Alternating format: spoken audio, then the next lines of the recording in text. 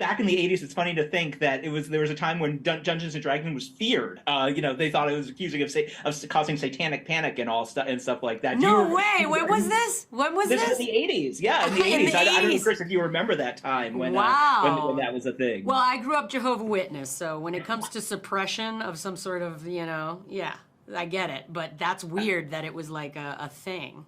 Chris, was that ever a thing? Do you remember that from your childhood? It being like feared, the D&D thing. I remember rap music being feared. I remember not Dungeons and Dragons so much. Wasn't, Metallica was feared. Yeah. Death metal was feared. Death metal. I don't remember Dungeons and Dragons ever being on the most wanted list of cultural, no, I don't remember that. That's wild. I mean, I think what's so surprising about that is D&D to me is super imaginative. It's really collaborative. It's positive. There's a lot of laughing when you play. I think people confused it with a Ouija board, perhaps. Maybe, yeah.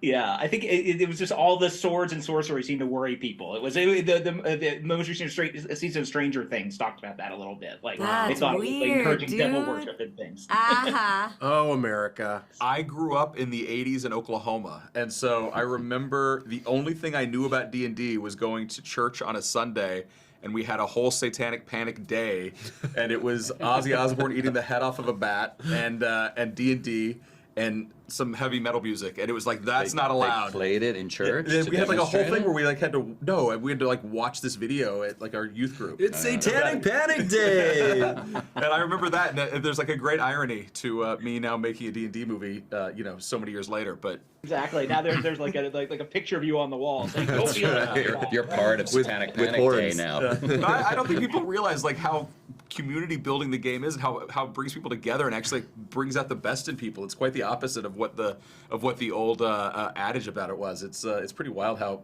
vastly different it is.